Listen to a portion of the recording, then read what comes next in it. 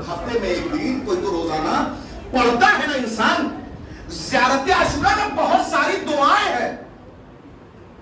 زیارت عاشورہ میں بہت ساری دعاؤں کے فقرے ہیں. جو دعا ہے جو زیارت عاشورہ میں آپ کرتے ہیں, ایک فقرے میں مجھے آج بحث کرنی ہے. دعا ہے دعا. مثلا ایک فقرہ جو میرے آج کی مجلس کا عنوان ہے, فاصل بسم اللہ الرحمن الرحیم, فاصل اللہ الذی اکرم مقامک واکرمنی بکائن یرزقنی طلب السارقہ ما امام منصور من اہل محمد صلی اللہ علیہ وسلم. زیارت عاشورہ کا فقرہ ہے نا, یہ دعا ہے. زیارت کا مطلب صرف سلام نہیں ہوتا. معصومین کی معرفت کیسے پیدا کی جائے؟ آپ کو پتا کیسے چلے گا کہ چھٹے امام کا مرتبہ کیا ہے؟ آپ کو پتا کیسے چلے گا کہ دوسرے امام کا مرتبہ کیا ہے؟ آپ کو پتا کیسے چلے گا کہ جناب علی اکبر کا مرتبہ کیا ہے؟ بہترین طریقہ ہے کہ جس کی معرفت حاصل کرنا اس کی زیارت پڑھو.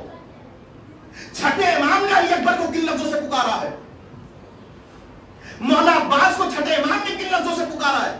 یہ خطابت کے جوہر نہ دکھائے جائیں. اب مجھے نہیں پتا, مجھے نہ اس کا کوئی سر نظر آتا ہے نہ اس کا کوئی پیر نظر آتا ہے. انڈر بریکٹ ایک بات کہہ رہا ہوں, آپ سنتے رہتے ہیں نا, بہرحال پڑھنے والا ممبر میں پڑھتا ہے تو مجمع سنتا ہے. آپ سنتے رہتے ہیں کہ مدینے سے لے کے کربلا تک ادھر مولا عباس جوش میں آئے, ادھر مولا عباس جوش میں آئے. عباس کا ہاتھ تلوار کے نظر تک, عباس کا ہاتھ تلوار کے قبضے تک پہنچ گیا.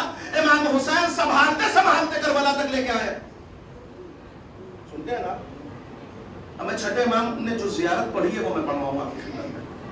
چھٹے امام جب سلام کرتے ہیں نا اپنے چچا عباس کو, تو کہتے ہیں السلام علیکہ ایھا العبد الصالح, میرا سلام اس پر جو عبد صالح ہے, المطیع جو فرما بردار ہے, وللہ ولرسولہ ایسا فرما بردار ہے جو خدا کا بھی فرما بردار ہے, رسول کا بھی فرما بردار ہے, حسین کا بھی فرما بردار ہے. چھٹے امام کہہ رہے ہیں جو فرما بردار ہے. یہ المطیع کا لفظ جناب علی اکبر کی زیارت میں نہیں ہے. جناب علی اکبر کی زیارت زیارت بادشاہ میں ہے نا. السلام علیکم ابن رسول اللہ, السلام علیکم ابن نبی اللہ, السلام علیکم ابن امیر المومنین, السلام علیکم ابن حسین شہید, السلام علیکم ایھا المظلوم ابن المظلوم, لعن اللہ من قتلک ولعن اللہ من زلزلک ولعن اللہ من سمع بذلک فرض پہ زیارت تمام. المطیع کا لفظ نہیں ہے. علی اکبر کون ہے کہ ہم سے بھی ہے پیغمبر. علی اکبر کون ہے جو چلے تو نبی دکھے, جو اٹھے تو نبی لگے, جو بیٹھے تو نبی لگے, جو بولے تو نبی لگے, جس کا کلام نبی جیسا, جس کی رفتار نبی جیسی, جس کی گفتار نبی جیسی. ہمارا امام کہہ رہا ہے علی اکبر محبت میں حسین نے نہیں کہا ہے کہ میرا بیٹا نبی جیسا ہے, بلکہ حقیقت کو بیان کیا ہے. اب اگر دیکھنا ہو کہ نبی کو زہر کس نے دیا تو کربلا میں دیکھو علی اکبر کے سینے پہ نیزہ کس نے مارا. ایک صلوات پڑھتے ہیں عظمت آل محمد. پوری زیارت پر جائیے. المطیع کا لفظ جناب علی اکبر کے لیے نہیں ہے. اتنا بڑا نام امام زادے نہیں, المطیع کا لفظ عباس کے لیے ہے. المطیع للہ ولرسول, جو مطیع ہے اپنے خدا کا, اپنے رسول کا, اپنے امام کا. مطیع کسے کہتے ہیں؟ جو پیچھے پیچھے رہے. مطیع کسے کہتے ہیں؟ ایک مثال دے رہا ہوں. جناب مالکی اشتر کیوں قصیدہ پڑھا جاتا ہے اتنا؟ کہ جناب مالکی اشتر مولا علی کے مطیع تھے. جنگ صفین 18 مہینہ نیئر اباؤٹ 1.5 سال, 1-2 دن لڑی نہیں گئی ہے. 18 مہینہ جنگ صفین لڑنے کے بعد, جنگ صفین 18 مہینہ چلی ہے. مالکی اشتر کی تلوار تھی, حاکم شام کی گردن تھی. ادھر حاکم شام کی گردن پر مالکی اشتر کی تلوار چلتی, فتنے کا کام تمام ہو جاتا. علی نے کہا مالک ٹھہرو, تلوار مجال ہے مالک کی چل جائے,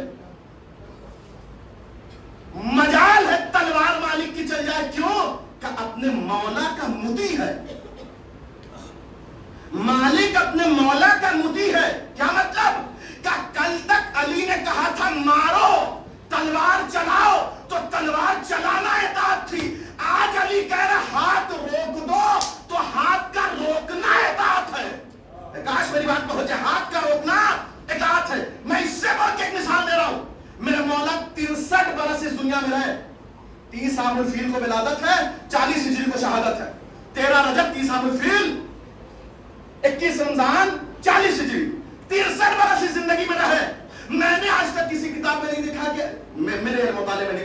بتا دے میری اصلاح ہو جائے گی. مولا علی اپنے 63 برس کی زندگی میں کسی رات سوئے ہو, کسی رات علی سوئے ہو؟ مجھے نہیں ملا. آپ کو ملے تو مجھے بتائیے, میرے مطالعے میں اضافہ ہو جائے. کسی رات میرا مولا سویا نہیں 63 برس کی زندگی میں. ہاں ایک رات سونے کا تذکرہ ہے, شب ہجرت. شب ہجرت علی سوئے ہیں. کیوں سوئے ہیں؟ کہ اس لیے کہ حکم خدا ہے, کہ اس لیے کہ حکم نبی ہے. جب حکم خدا اور رسول ہے تو علی چادر اوڑھ کے سو گئے. کیوں؟ کہ اس لیے کہ کل تک نماز شب میں جاگ کر اللہ کی عبادت کرنا ثواب تھا, آج چادر اوڑھ کے بستر میں سو جانا ثواب ہے. اسے کہتے ہیں اطاعت. مولانا عباس کے لیے لفظ مطیع ہے, المطیع للہ وللرسول, جو اللہ کا بھی مطیع ہے, جو رسول اللہ کا بھی مطیع ہے, جو امام کا بھی مطیع ہے. مجال ہے حسین کا ہاتھ تلوار تک نہ پہنچے, عباس کا ہاتھ پہنچ جائے. یہ کیسا مطیع ہے جسے ہم منبر سے پہنچا رہے ہیں. خیز میں بالخصوص پڑھنے والے کو تھوڑا سا ٹھہر کے سوچنا چاہیے, کہے کس کے لیے رہا ہے. فاصل اللہ الذی اکرم مقامک واکرمنی بک ان یرزقنی طلب سارے کمانا میں مسور. میں لوٹ آیا اپنے موضوع تک, ورنہ میری دھری بحث آگے بڑھ جائے گی. یہ ایک دعا ہے, انسان سوال کرتا ہے, فاصل اللہ الذی اکرم مقامک, پروردگارہ میں تجھ سے سوال کرتا ہوں, تو نے حسین کو کرامت بخشی ہے, تو نے حسین کے مقام کو بلند کیا ہے, تو نے حسین کے مقام کو بلند کیا. واکرمنی بک, پروردگارہ حسین کے صدقے میں مجھے بھی عزت دے دے, حسین کے صدقے میں مجھے بھی کرامت دے دے. اور اس کے بعد ماں امام منصور, یہ دعا ظہور کے بعد کی ہے, زیارت عاشورہ کا فکر ہے, یہ دعا ظہور کے بعد کی ہے.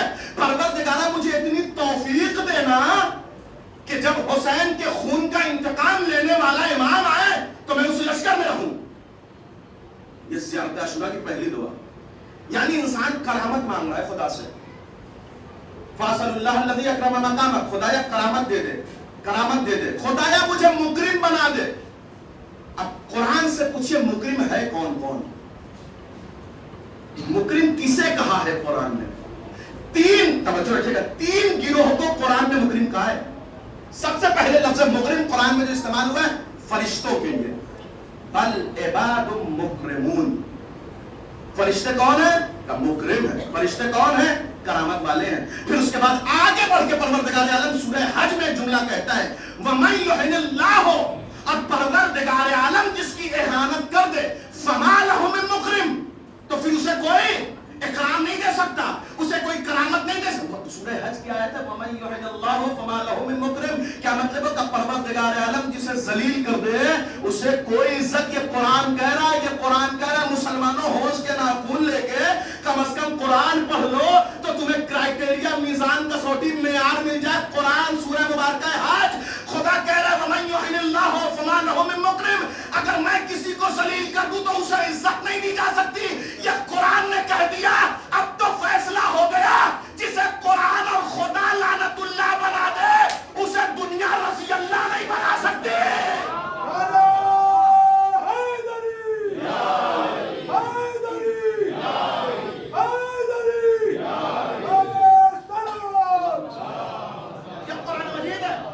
خدا کہہ رہا ہے کہ میں جسے عزت نہ دوں, پوری دنیا ایک نقطے پر جمع ہو کے اسے عزت.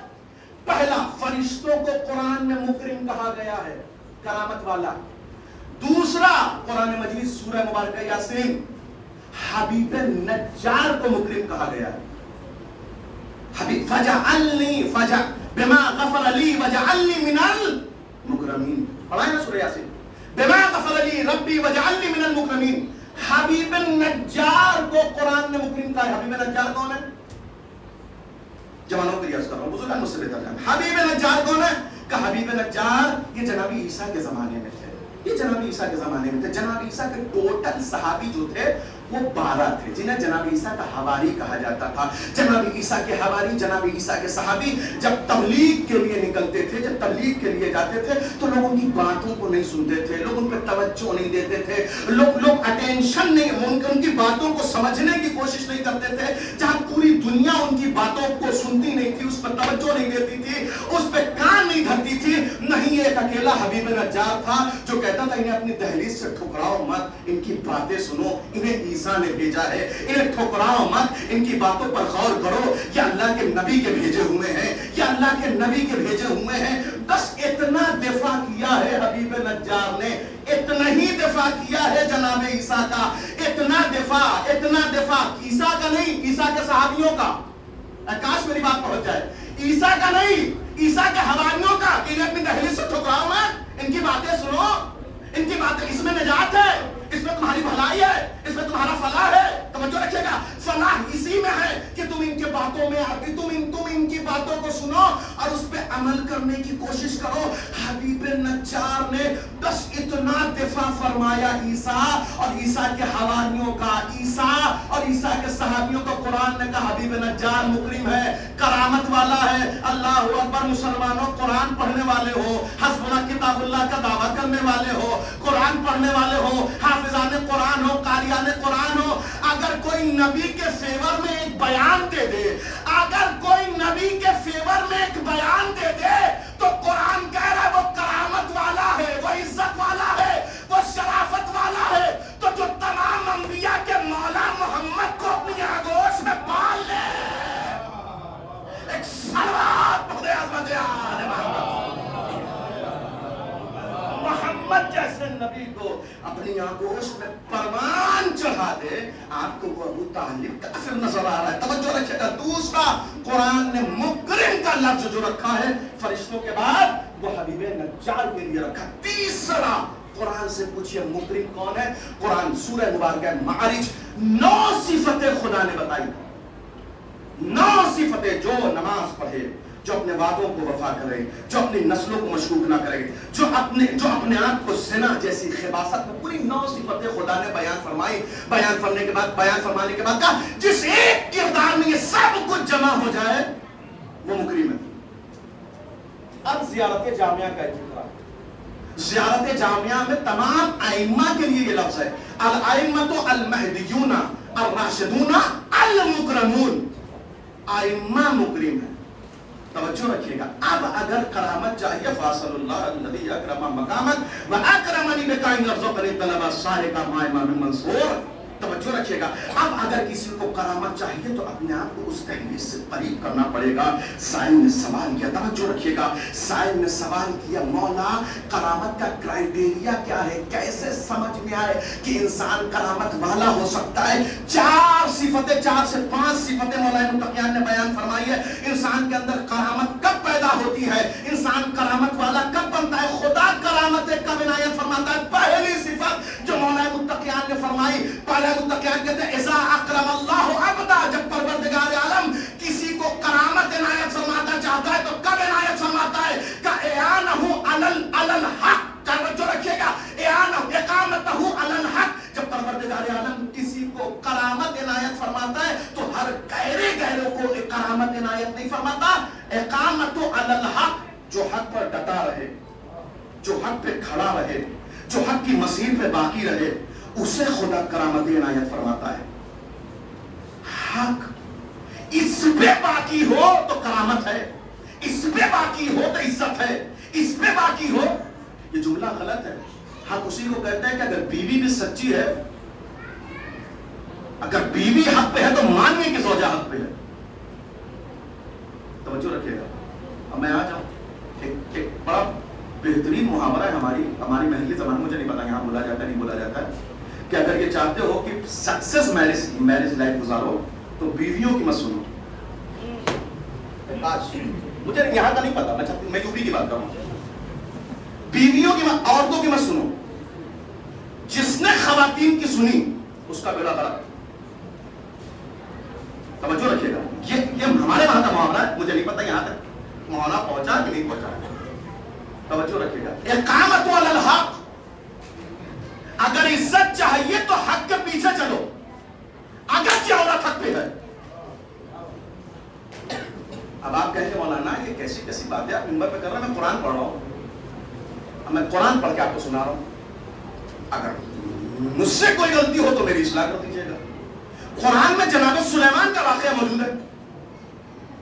ملک سبا کی ملکہ ہے بلقیس, سلیمان کا نمائندہ پہنچا، عورتوں کی نہیں سننی چاہیے، اسی کے تناظر میں عرض کر رہا ہوں، بلقیس تک سلیمان کا پہنچا نمائندہ، تو بلقیس نے اپنے وزراء کو بلایا، کیا کرنا چاہیے؟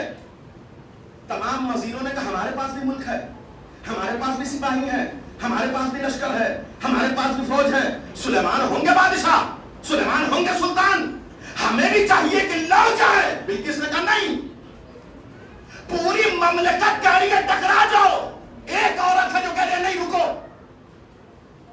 ایک عورت ہے جس نے پوری مملکت کو روک دیا، کہا نہیں سلیمان کا امتحان لیں گے۔ کیسے امتحان لوگے؟ کہ سلیمان کی خدمت میں، یہ قرآن ہے، سلیمان کی خدمت میں ہدیہ بھیجیں گے، اگر اس ہدیے کو رکھ لیا اور مطالبہ کیا، اس ہدیے کو رکھنے کے بعد مزید مانگا، تو ہم سمجھ جائیں گے کہ یہ دنیاوی بادشاہ ہے، لہذا اس سے مقابلہ کرنا چاہیے، نتیجہ جو ہو۔ لیکن اگر ہدیے کا جواب بہتر دیا، اس سے بہتر دیا، تو سمجھنے چاہیے، ہمیں سمجھ لینا چاہیے یہ کوئی نمائندہ الہی ہے، لہذا اکیلی بلقیس ہے جو پوری مملکت کے خلاف جانے کے بعد اس نے سلیمان کی خدمت میں ہدیہ بھیجا۔ اب جو جناب سلیمان کی خدمت میں ہدیہ آیا، اللہ کے پیغمبر تھے، لہذا جیسے ہی ہدیہ آیا، جیسے ہی گفٹس آئے، جیسے ہی تحفے آئے، اس سے بہتر ہدیے کا ہے نا، جب بھی کوئی آپ کو تحفہ دے تو اس سے بہتر لوٹاؤ، لہذا جناب سلیمان نے اس سے بہتر ہدیہ، اس سے بہتر گفٹ جناب بلقیس کی خدمت میں واپس بھیج دیا۔ جیسے ہی جناب بلقیس نے یہ دیکھا، کہا نہیں، ہم غلطی کریں گے اگر لشکر بھیج دیں گے، ہم غلطی کریں گے اگر سلیمان سے ٹکرا جائیں گے، لہٰذا چلو ہمیں سلیمان کے پاس چلنا ہے۔ اب بلقیس اپنے پورے جاہو حشم کے ساتھ چلی، ادھر سلیمان بھی منتظر ہے، بلقیس آ رہی ہے، بلقیس آ رہی ہے، لہٰذا اپنے دربار میں کہا کوئی ہے جو بلقیس کا تخت بلقیس کے پہنچنے سے پہلے لا دے۔ درمیان سے جنات کھڑا ہوا، جنات کھڑا ہونے کے بعد کہتا ہے ہاں ایک دن میں لا دوں گا، کہا نہیں مجھے اس سے بھی جلدی لانے والا چاہیے۔ دوسرا آگے بڑھا، آگے بڑھنے کے بعد کہا جب اس سے پہلے کہ یہ نشست برخاست ہو میں بلقیس کا تخت لا سکتا ہوں۔ ایک مرتبہ جناب سلیمان نے کہا نہیں، اس میں بھی، اس سے بھی پہلے کوئی لانے والا ہے، تو برابر میں ایک وزیر، ایک مشاور بیٹھے تھے جناب سلیمان کے آصف برخیہ، انہوں نے کہا سرکار اجازت ہو تو مجھ سے کہیں میں تخت بلقیس لانے کو تیار ہوں۔ کتنی دیر میں؟ کہ آپ کی پلکیں جھمکنے نہیں پائیں گی، تخت بلقیس آپ کی نظروں کے سامنے ہوگا۔ اب جیسے ہی سلیمان نے کہا بسم اللہ، ادھر آصف برخیہ آگے بڑھے، سلیمان کے تخت کے نیچے سے تخت بلقیس نکال دیا، سلیمان کے تخت کے نیچے سے تخت بلقیس نکال دیا۔ اب لوگوں نے پوچھا ایسا کیسے ہوا؟ کہ ان کے پاس کتاب کا تھوڑا سا علم تھا۔ اب قیامت ہو گئی، جس کے پاس تھوڑا سا علم ہو وہ تو سلیمان کے تخت کے نیچے سے تخت نکال دے۔ جو امام مبین ہو، جو جنت اور جہنم کا بانٹنے والا ہو، جو خبیر کا مولا ہو، اگر وہ اپنے چاہنے والوں کو جہنم سے نکال کے جنت میں پہنچا دے،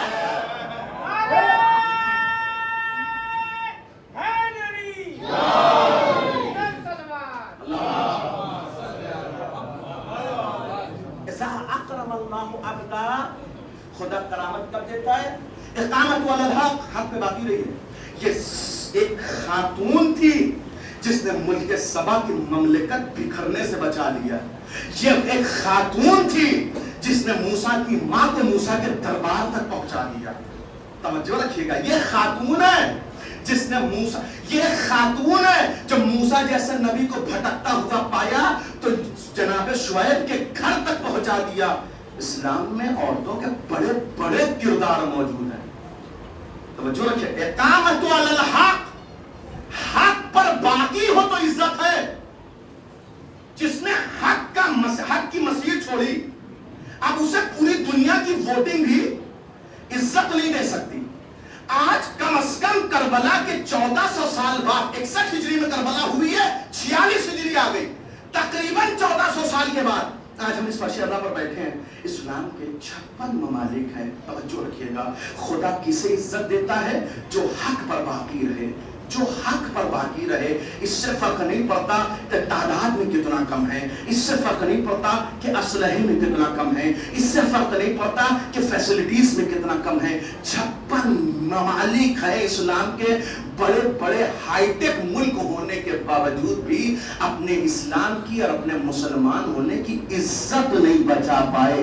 اگر کسی نے عزت بچائی تو جس پر بین لگا تھا, اگر کسی نے عزت بچائی تو جس پر بندشیں لگی تھی, اگر کسی نے عزت بچائی تو جس کی کرنسی ڈیزاسٹر ہو چکی تھی, اگر کسی نے عزت بچائی تو جن کے پاس وسائل کے حوالے سے کچھ بھی نہیں تھا, انہوں نے کیسے عزت بچائی؟ اقامت علی الحق, کیونکہ حق پر باقی تھے.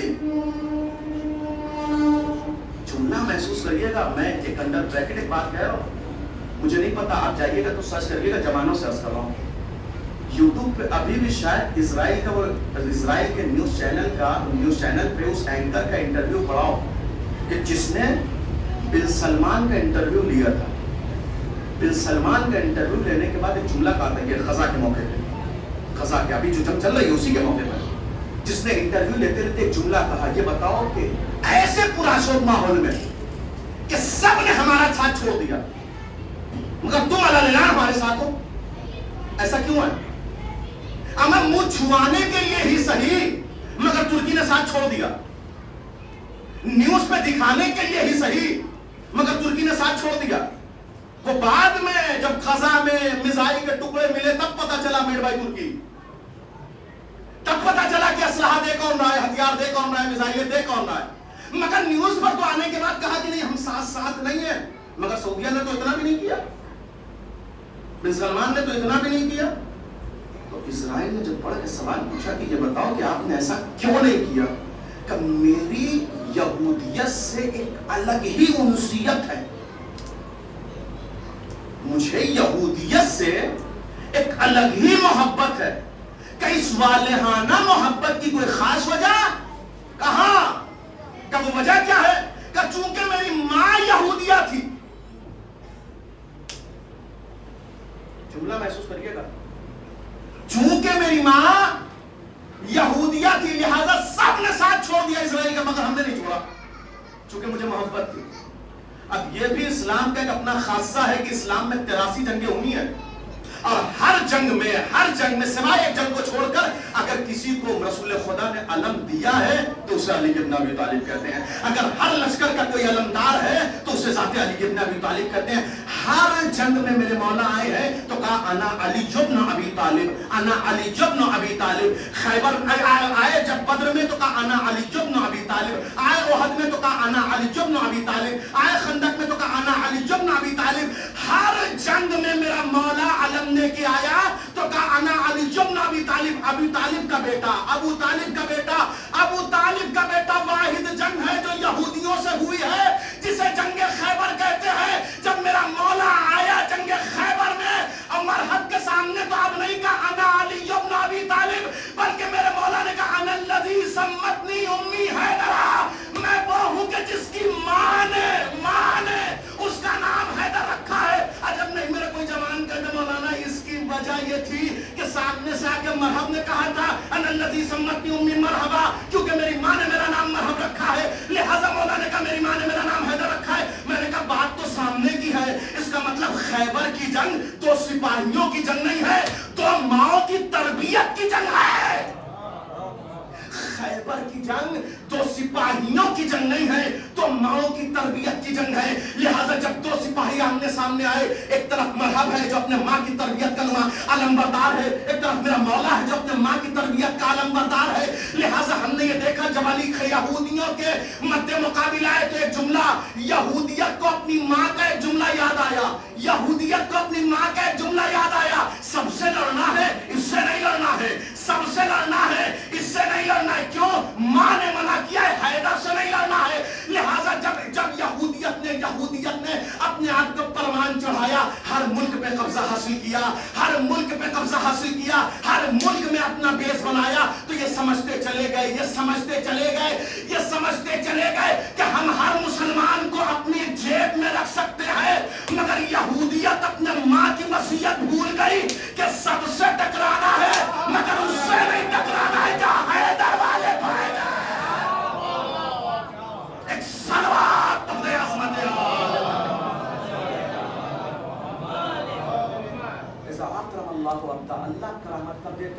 کہ اقامت علی الحق، اگر آپ حق پہ باقی ہیں تب تو عزت ہے، تب تو عزت ہے۔ میرے 11ویں امام سے حدیث ہے کہ لوگ آتے تھے، آنے کے بعد نبی سے کہتے تھے آپ پیغمبر ہیں، آخری پیغمبر ہیں؟ راہبوں نے بتایا کہ آخری پیغمبر وہ ہوگا جس کے پاس ساری نشانیاں ہوں۔ انبیاء ماں گزشتہ جتنے بھی انبیاء ماں سبق ہے سب کا معجزہ آپ کے پاس ہونا چاہیے، لہذا میں دکھائیے، عصا دکھائیے موسیٰ کا، عیسیٰ کی طرح مردے زندہ کر کے دکھائیے، تب ید بیضا دکھائیے، جتنے بھی گزشتہ انبیاء کے معجزے ہیں ایک ایک معجزہ نبی نے دکھایا۔ اسی بزم میں ابو جہل بیٹھا تھا۔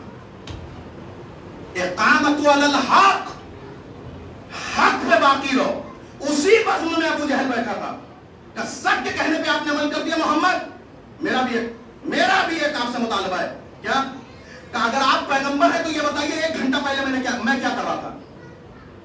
1 گھنٹہ پہلے آپ پیغمبر ہیں، اب اللہ کے نبی، بتائیے 1 گھنٹہ پہلے میں کیا کر رہا تھا؟ کہ 1 گھنٹہ پہلے تم اپنے گھر میں تھے، تم نے 300 درہم نکالا، اپنی بیوی کو دیا، دینے کے بعد کہا کہ اس سے پورے مہینے کا راشن اپنے گھر کے ساز و سامان منگاؤ، میں نے سنا ہے کہ کوئی ہے کہ جس نے نبوت کا دعویٰ کیا ہے، میں دیکھ کے آتا ہوں وہ کہہ کیا رہا ہے۔ نبی سے اس نے کیا کہا تھا؟ 1 گھنٹہ پہلے میں کیا کر رہا ہوں مجھے یہ بتاؤ، میں کلمہ پڑھ لوں گا۔ نبی نے کہا 1 گھنٹہ پہلے اپنے گھر میں تھے، اپنے بیوی سے یہ گفتگو کر رہے تھے، 300 درہم اپنی بیوی کو دے کر آئے ہو اور یہ کہہ کے آئے ہو کہ جس نے نبوت کا دعویٰ کیا اس سے باتیں کر کے دیکھوں کہ وہ کہتا کیا ہے۔ اس نے جب یہ جملہ سنا کہ انکا ساحر، آپ جادوگر ہیں۔ توجہ رکھیے گا، انکا ساحر، آپ جادوگر ہیں۔ ابو جہل نے الزام لگایا، کلمہ نہیں پڑھا، خدا نے عزت بھی نہیں دی۔ اقامت علی الحق، جو یہ کہتے ہیں نا کہ ہم یہ سمجھ گئے کہ صحیح کون ہے غلط کون ہے، توجہ رکھیے گا، میں مجلس میں منبر پر باوضو بیٹھ کر کہہ رہا ہوں، آپ کا صرف یہ کہہ دینا کہ آپ نے صحیح اور غلط سمجھ لیا آپ کو عزت دے ہی نہیں سکتا۔ توجہ رکھیے گا، کربلا کے تناظر میں یہ بات کہہ رہا ہوں، کوئی دعویٰ نہیں ہے، صرف یہ سمجھ لینا کہ صحیح کون ہے غلط کون ہے، نہ کسی کو عزت دے سکتا ہے نہ کسی کو نجات دے سکتا ہے۔ جب تک صحیح پہ، جب تک انسان سچ کے ساتھ نہ رہے اور جب تک جھوٹ سے دور نہ ہو جائے، جس کو شریعت کی زبان میں کہتے ہیں صحیح اور غلط کو سمجھ جانا کمال نہیں ہے، بلکہ جسے خدا نے بنایا ہے ان سے تولا ہو، جنہیں خدا نے بنایا ہے ان پہ تولا ہو، ان سے محبت ہو، اور جو دشمنان نبی ہیں، جو دشمنان امام ہیں، جو دشمنان سیدہ ہیں، ان پر تبرہ ہو۔ جب تک یہ ہنر نہیں پایا جاتا انسان کرام۔ ابو الشعثا، یہ ہر سے پہلے آیا ہے امام حسین تک۔ ہماری کمزوری یہ ہے کہ ہم کربلا میں وہی بیان کرتے ہیں جو ہر سال بیان ہوتا ہے۔ ابو الشعثا، اقامت علی الحق، حق پر باقی ہو اللہ عزت دے گا۔ اس کی کنیت ہے ابو الشعثا، یزید بن زیاد نام بتاتے ہیں اس کا۔ یہ ہر سے پہلے آیا ہے امام حسین تک۔ اب کیسے آیا سن لیجئے، اقامت علی الحق، اللہ عزت تب دے گا جب آپ حق میں باقی رہے۔ اس نے ہر سے کہا ہور، تم کی ہر آئے نہیں ہے امام حسین تک، اس لیے ہر سے گفتگو کر رہا ہے، ہور تمہیں پتا ہے ادھر کون ہے جن پہ پانی بند ہے؟ کون ہے؟ وہ زہرا کے لال ہے۔ اور تمہیں پتا ہے ادھر کون ہے؟ کون ہے؟ کہ محمد کا نماسا ہے۔ کبر تمہیں پتا ہے یہ کون ہے جن کے ساتھ ہم ہیں؟ کون ہے؟ کہ الذین ائمۃ یدعون الی النار، قرآن مجید کی آیت ہے نا، کچھ امام وہ ہوں گے جو اپنے چاہنے والوں کو جہنم تک لے کے جائیں گے۔ کہ یہ وہی ہے۔ کہ ابن زیاد تمہیں پتا ہے کون ہے؟ جو جہنم تک لے جانے والا ہے۔ یزید تمہیں پتا ہے کون ہے؟ کہ جو جہنم تک لے جانے والا ہے۔ شمر کون ہے؟ تمہیں پتا ہے کہ جو جہنم تک لے جانے والا ہے۔ اور نے کہا میں بہتر محسوس کر رہا ہوں کہ ادھر کون ہے اور ادھر کون ہے۔ حور کب آئے امام حسین تک؟ 10 محرم کو۔ کل جناب حور پڑھنا ہے مجھے۔ تو اگر امام حسین کو جانتے تھے تو پہلے محرم کو کیوں نہیں آئے؟ کبھی آپ نے سوچا؟ ابو الشعثا، میں رہوں اپنے موضوع پہ، کل جناب حور۔ ابو الشعثا یہ حور سے کہہ رہا ہے کہ حور تمہیں پتہ ہے ادھر کون ہے ادھر کون ہے؟ ادھر زہرا کا لال ہے، ادھر ہندا کے بیٹے ہیں۔ کیا کرو گے؟ کہ میں نے اپنا فیصلہ کر لیا ہے۔ عمر سعد کے لشکر کو چھوڑا، امام حسین کے لشکر میں آیا۔ امام کے قدموں پہ گرا تھا، مولا میں نے محسوس کر لیا ہے کہ حق کیا ہے، اب مجھے فرق نہیں پڑتا کہ میرے جسم کے ساتھ کیا ہونے والا ہے، میں 100 تیر لے کر آیا ہوں، میرے ترکش میں 100 تیر ہیں، میں ان 100 تیروں سے آپ کا دفاع کروں گا، میں ان 100 تیروں سے آپ کے رقاب میں جنگ کروں گا، بس اتنی سی گزارش ہے میرے حق میں دعا کر دیں آپ۔ امام ابھی تک عمر سعد کے لشکر میں تھا، اسی لیے امام حسین کے لیے کہا جاتا ہے کہ اگر ماضی خراب ہے تو پریشان ہونے کی ضرورت نہیں ہے، بس اپنے آپ کو حسین کے دہلیز تک پہنچا کر حسین کے دہلیز پر بیٹھ جاؤ۔ ابو شاسا جب آیا امام حسین کی دہلیز پر، کہا مولا مجھ پر حق واضح ہو گیا، میں اپنے گناہوں کی توبہ کرتا ہوں اور آپ سے اذن بغا چاہتا ہوں، 100 تیر لے کر آیا ہوں جو آپ کے دفاع میں مجھے دشمن پہ چلانے ہیں، ایک چھوٹی سی التجا ہے، ایک چھوٹی سی التجا، مولا میرے حق میں دعا کر دے۔ امام حسین نے ہاتھوں کو بلند کیا، بلند کرنے کے بعد ابو شاسا کے حق میں دعا کی، پتہ ہے جب اس نے تیر چلانا شروع کیا، 100 تیر چلائے اس نے، 95 تیر جب اس نے چلائے تو ایک بھی تیر نشانے سے خطا نہیں کیا، 95 تیر، 95 تیر اس نے نشانے پہ مارے، 95 تیر۔ کون ہے؟ معصوم ہے؟ کون ہے؟ امام ہے؟ کون ہے؟ ولی خدا ہے؟ کا نہیں، یہ وہ ہے کہ جس کے حق میں بس معصوم نے دعا کی ہے، اب جس کے حق میں معصوم دعا کر دے اس کی تیر خطا نہیں کرتی، تو جو معصومین کا جد محمد ہو اس کا ذہن کیسے خطا کر سکتا ہے؟ ایک صلوات پڑھ دے احمد آل محمد، توجہ رکھیے گا۔ اذا اکرم اللہ عبدہ، اللہ کرامت کر دیتا ہے تو اقامت علی الحق، حق پر باقی رہے۔ دوسری صفت، اللہ کرامت کر دیتا ہے جب انسان اپنے نفس کی توہین کرے، جب انسان اپنے نفس کی توہین کرے، جو چاہتوں کے پیچھے چلتا ہے کبھی عزت والا نہیں ہوتا۔ انسان اور جانور میں فرق کیا ہے؟ توجہ رکھیے گا، ایک نعرہ یہ بھی غلط ہے، ایک نعرہ یہ بھی غلط ہے کہ سرکار میں وہی کرتا ہوں جو دل چاہے، یہ انسانوں کی علامت نہیں ہے۔ میں اپنی زندگی میں وہی کرتا ہوں جو میرا دل کہتا ہے، یہ انسانوں کی علامات، میں قرآن سے پڑھ رہا ہوں، یہ انسانوں کی علامات۔ جانور کیا کرتے ہیں؟ جانور وہی کرتا ہے جو ان کا دل کرتا ہے، جب مرضی ہوتی ہے کھاتے ہیں، جب مرضی ہوتی ہے پیتے ہیں، جب مرضی ہوتی ہے سوتے ہیں، جب مرضی ہوتی ہے ٹہلتے ہیں، جس کا مرضی ہوتی ہے اس کا کھاتے ہیں، جہاں مرضی ہوتی ہے وہاں جاتے ہیں۔ اگر یہی سب کچھ ہم کر رہے ہیں تو فرق کیا ہے؟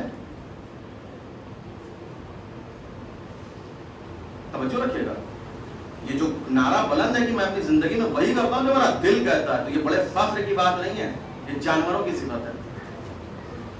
اس دنیا میں کوئی ایسا ہے ہی نہیں کہ جس کے دل میں مذہب نہ ہو، سب مذہب کے ماننے والے ہیں، کیوں کہ مذہب فطرت میں ہے،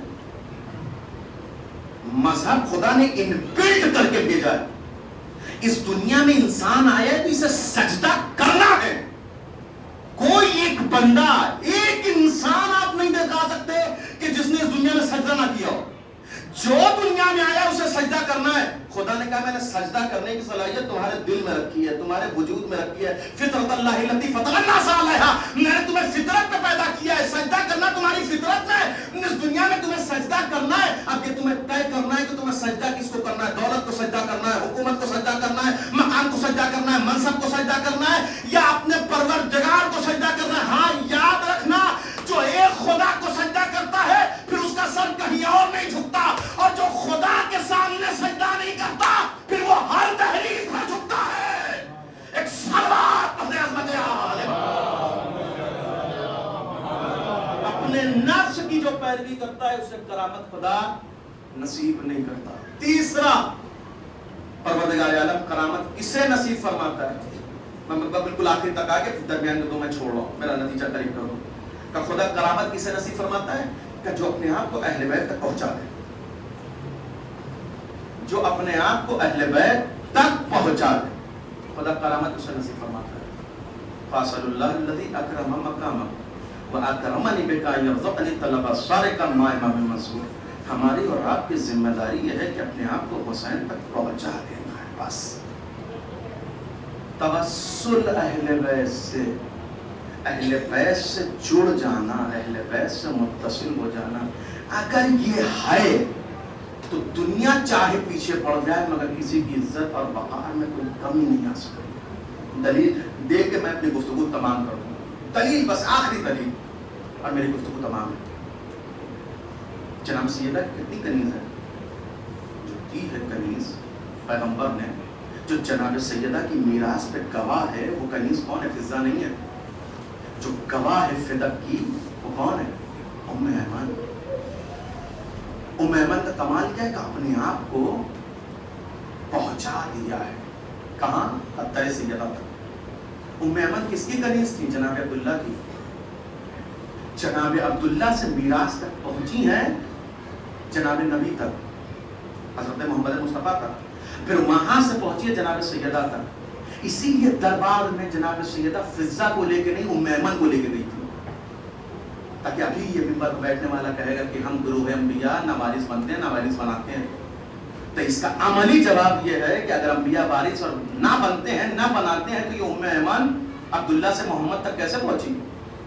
محمد سے مجھ تک کیسے پہنچی؟ یہ جواب عملی تھا. ایسی کنیز ام ایمن کیوں بس اپنے آپ کو چرے ترے سیدہ تک پہنچا دیا تھا.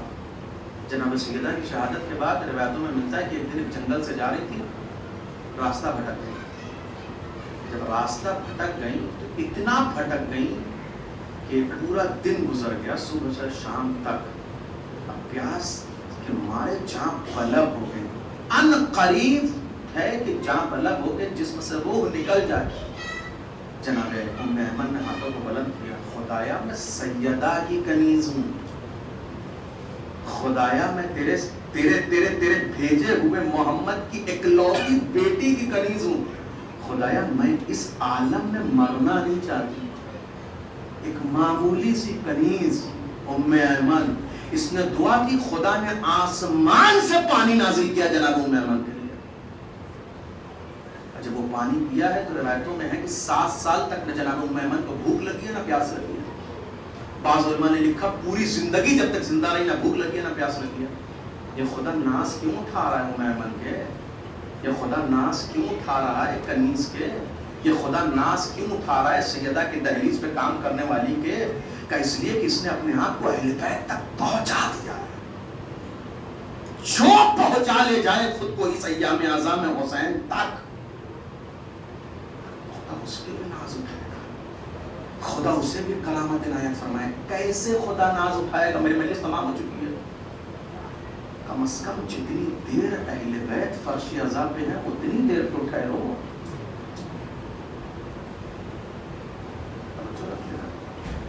کسی کے گھر میں آپ پرسا دینے جائیں ہیں، جب تک جنازہ نہیں اٹھ جاتا آپ اس کے گھر سے باہر نہیں آتے ہیں. یہ کون سا طریقہ ہے؟ بزرگوں سے تو میں معذرت چاہتا ہوں، وہ معذور ہیں، آپ بزرگوں کی بات نہ کریں. معذور ہیں کیونکہ ان کی صحت اجازت یا کہ بیٹھ گئے، ان کی حوصلہ افزائی ہے. مگر جو جوان ہے ادھر آنکھوں کا اشک خشک نہیں ہوا، آپ نے فرش عزا چھوڑ دیا. ادھر آنکھوں کے آنسو نہیں سوکھے، آپ نے فرش عزا چھوڑ دیا. ادھر جب حسین کہہ کے سینے پہ ہاتھ مارنے کی نوبت آئی، آپ نے فرش عزا چھوڑ دیا. ادھر جب سیدہ نظر اٹھا کے دیکھنے والی تھی کون ماتم کر رہا ہے، آپ نے فرش عزا چھوڑ دیا. ادھر جب اپنے پسینوں کو سنبھالتے ہوئے اپنی پوتی کے ساتھ سیدہ یہ دکھانے والی تھی، سکینہ دیکھو تمہارے بابا کا ماتم کون کون کر رہا ہے، آپ نے فرش عزا چھوڑ دیا. ہدف فرش عزا تک نہیں پہنچے. یہ جو آپ نے 45 منٹ مجلس سنی ہے نا، یہ فرش عزا میں مال مجلس نہیں ہے. یہ فرش عزا کی برکت ہے کہ حسین کے توسط سے ہدایت ہو رہی ہے. اہل بیت اس لیے آتے ہیں کہ دیکھیں سکینہ کہ میرے بابا کا روح کون کون رہا ہے، میرے بابا کا ماتم کون کون کر رہا ہے. توجہ رکھیے گا. لہٰذا میری ایک گزارش میرے اپنے جوانوں سے رہتی ہے، ہمیشہ میں کہیں جاؤں مجلس پڑھنے، جب تک زیارت نہ ہو جائے کوشش کریں کہ آپ فرش عزا نہ چھوڑیں. اور میں نے جناب سیدہ کا تذکرہ کیا، 2 محرم کی مجلس ہے، والد کربلا کی مجھے مسائل پڑھنے تھے مگر مجھے میرے عنوان تک رہنے دیں، میں معذرت چاہتا ہوں. آپ کو پتہ ہے جناب سیدہ، آج آپ کے گھر میں کوئی مر جائے، چاہے بڑا ہو بوڑھا ہو جوان ہو بچہ ہو، اگر کسی بچے کی وفات ہو جائے تو آپ جناب الیزر کے مسائل پڑھتے ہیں، اگر کسی کمسن کی انتقال ہو جائے تو آپ جناب قاسم کا مسائل پڑھتے ہیں. اگر کسی جوان کا انتقال ہو جاتا ہے جناب علی پر مسائل پڑھتے ہیں، اگر کسی بوڑھے کا انتقال ہو جاتا ہے امام حسین کے مسائل پڑھتے ہیں. کبھی حسین سے پوچھنے کی کوشش کی مولا سب سے بڑی مصیبت کیا تھی؟ کبھی حسین سے پوچھنے کی کوشش کریے مولا سب سے بڑی مصیبت کیا ہے؟ مولا عظیم مصیبت آیت اللہ نائینی کا زمانہ ہے. آیت اللہ نائینی کے زمانے میں مرجع تقلید تھے آیت اللہ نائینی. وہ یہ کہتے ہیں کہ اس زمانے میں خطیب تھے جو جنہیں خاص مصائب امام حسین کا پڑھنے کے لیے بلایا جاتا تھا. اور اس خطیب کا خاصہ تھا جب بھی کربلا جاتے تھے اپنے آپ کو ذریعہ حسین سے قریب کر دیتے تھے اور حسین سے توسل کر کے دہاڑے مار مار کے روتے تھے. ایک دن کربلا پہنچے امام حسین کے زری کے قریب آئے. اب جو زری کے قریب آئے تو دہاڑے مار مار کے گریہ کر رہے تھے کہ آنکھ لگ گئی. اب جو زری کے قریب آنکھ لگی خواب میں کیا دیکھا؟ سرکار ابا عبداللہ حسین کی آمد ہے. اپنی نظروں کو جھکا کے بڑھے, اپنے مولا کے قدموں کا بوسہ لیا. جب قدموں کا بوسہ لیا تو امام حسین نے اٹھا کے سینے سے لگا لیا. اب جو سینے سے لگایا تو ایک مرتبہ امام حسین نے اس خطیب سے پوچھا تمہیں ہر فرض اعضاء پر ہمارا مصائب پڑھنے کے لیے بلایا جاتا ہے, ہمارا مصائب پڑھنے کے لیے بلایا, کوئی سوال ہے تمہارے دل میں, کوئی سوال ہے تمہارے دل میں؟ ایک مرتبہ اس نے کہا مولا ہاں کچھ سوالات تو ہیں. امام حسین نے اس سے کہا یہ بتاؤ تمہیں کیا لگتا ہے حسین کے لیے سب سے بڑی مصیبت کیا تھی؟ اب اس نے اپنے ذہن میں کتابوں کے اوراق الٹنا شروع کیا. کتابوں کے اوراق الٹتے الٹتے اس نے کہا مولا میرے حساب سے سب سے بڑی مصیبت دو بھانجوں کے جنازوں کو اٹھانا تھا. ہائے محمد, زینب کے وہ گود کے پالے, زینب کے وہ لاڈلے. مولا مجھے نہیں لگتا کہ اس سے بڑی کوئی مصیبت رہی ہوگی کہ آپ نے دو جنازے کیسے اٹھائے. ایک طرف سے عباس پڑھے, ایک طرف سے آپ پڑھے. آپ نے پڑھنے کے بعد زینب کے نونہالوں کو زینب کے حوالے کیا. ہائے وہ محمد کے جس میں زینب نے گریہ بھی نہیں کیا. امام تڑپ کے روئے کہ سب سے بڑی مصیبت محمد کا مرنا نہیں تھا. تم بتاؤ سب سے بڑی مصیبت کون تھی؟ اس نے پھر اپنے ذہنوں میں کتاب کے اوراق پلٹنا شروع کیے کہ مولا پھر مجھے لگتا ہے سب سے بڑی مصیبت تو قاسم کے لاشوں کا پامال ہونا تھا کہ جب قاسم کے لاشوں کے ٹکڑوں پہ نظر پڑی تو آپ کو حسن کے کلیجے کے ٹکڑے نظر آ گئے, آپ کو بھیا کے کلیجے کے ٹکڑے نظر آ گئے. ہائے وہ مدینہ یاد آ جانا, ہائے حسن کے جنازے کا تیر یاد آ جانا, ہائے حسن کی میت کا زخمی ہو جانا. مولا قاسم کی شہادت سے بڑی شہادت کیا رہی ہوگی؟ امام حسین نے ماتم کیا کہ قاسم کی شہادت بڑی مصیبت تھی, سب سے بڑی مصیبت نہیں تھی. پھر اس نے کہا مولا پھر مجھے لگتا ہے وہ 18 برس کا کڑیل جوان, وہ علی اکبر کے جس کے جنازے پہ پہنچنے کے بعد آپ نے کہا دنیا بعد طلفا, علی اکبر تمہارے موت کے بعد حسین کی جینے کی تمنا بڑھ گئی. علی اکبر کے بوڑھا باپ تمہارے جنازے کو اٹھائے تو اٹھائے کیسے؟ علی اکبر 57 برس کا باپ ہے, کڑیل جوان لاش ہے. جب اٹھایا نہ گیا آواز دی بنی ہاشم کے بچوں بھیا کا جنازہ اٹھا کے لے کے چلا. اللہ اللہ, جیسے اس خطیب نے یہ جملہ کہا مجھے نہیں پتا حسین نے نوحہ کیسے پڑھا, حسین نے ماتم کیسے کیا, مگر کا بڑی مصیبت تھی اکبر کا مرنا, سب سے بڑی مصیبت نہیں تھی. اب اس خطیب نے کہا مولا پھر میرے اعتبار سے اس علی اکبر کا جنازہ اٹھانے کے بعد بھی تو کمر نہیں ٹوٹی نا. مجھے یہ لگتا ہے عباس کی شہادت سے بڑی مصیبت کیا ہوگی کہ جس کے بازوؤں کو اٹھایا تو طرف کے کہا اب حسین کی کمر ٹوٹ گئی. اللہ اللہ, عباس کی شہادت پڑھی کہ عباس کی شہادت میرا وہ دلیر, میرا وہ غازی, میرا وہ علمدار, میرے زینب کے پردے کا محافظ. عباس کا مر جانا مصیبت بڑی تھی, سب سے بڑی مصیبت نہیں تھی. اب ایک مرتبہ اسے سمجھ میں نہ آیا جواب کیا دے کہ مولا پھر آخری جواب میرا سن لو. مجھے یہ لگتا ہے سب سے بڑی مصیبت آپ کے لیے کربلا میں اس سے بڑا کوئی مصائب کا مرحلہ نہیں تھا. ارے وہ 6 مہینے کے لاشیں کو اٹھانا کہ جسے اٹھانے کے بعد آپ طے نہ کر پائے, کبھی آگے بڑھتے تھے, کبھی پیچھے ہٹتے تھے, کبھی قدم آگے بڑھے, کبھی قدم پیچھے ہٹے. ہائے رب آپ کو جواب کیا دیں گے؟ یہ جملہ سنا حسین نے کہا علی اصغر کا مر جانا مصیبت تھی مگر سب سے بڑی مصیبت نہیں تھی. اب اس خطیب کو سمجھ نہیں آیا, اپنے ہاتھوں کو جوڑ کے کہا مولا پھر آپ بتاؤ کیا خیموں کا جلنا سب سے بڑی مصیبت تھی, کیا رداؤں کا چھننا سب سے بڑی مصیبت تھی, کیا سکینہ کا تماچے کھانا سب سے بڑی مصیبت تھی, کیا اکیلی بچی کا اکیلے اونٹ پہ باندھا جانا سب سے بڑی مصیبت تھی, کیا زینب کا ایک رسن میں بن جانا سب سے بڑی مصیبت تھی,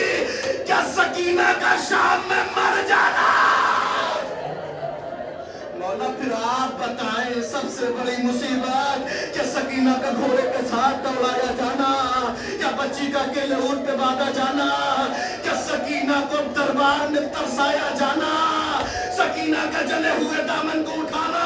امام حسین نے ایک جملہ کہا، ہم سے سب سے بڑی مصیبت کربلا میں نہیں گزری۔ اب اس خطیب کے لب خاموش ہو گئے، یہ خطیب خاموش ہو گیا، اس کے پاس کوئی لفظ نہ بچے، نظریں جھکا لیا۔ مولا پھر آپ بتائیں، مجھے نہیں پتا، میرے علم میں گنجائش نہیں ہے۔ امام نے کہا سب سے بڑی مصیبت ہم پہ کربلا میں نہیں مدینے میں پڑی۔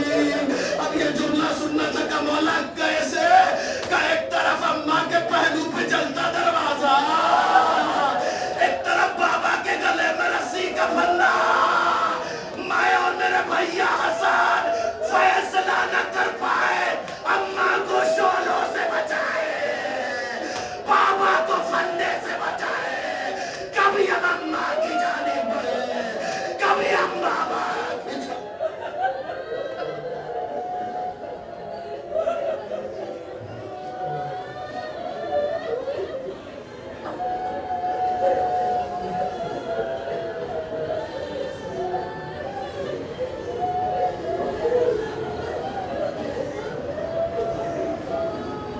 وسيعلم الذين ظلموا أي منقلب ينقلبون إنا لله وإنا إليه راجعون رضا بقضائه وتسليما لأمره بسم الله الرحمن الرحيم اللهم كل وليك الحجة ابن الحسن صلواتك عليه وعلى آبائه في هذه الساعة ففي كل ساعة وليا وحافظا وقائدا وناصرا ودليلا وأين حتى تسكنه أرضك توعا وتمتعه فيها طويلا۔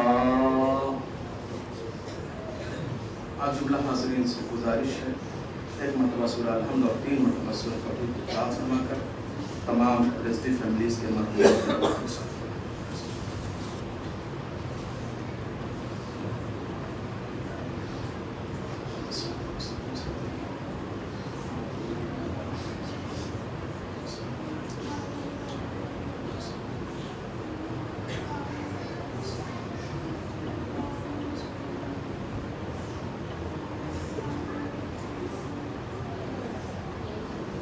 یا حسین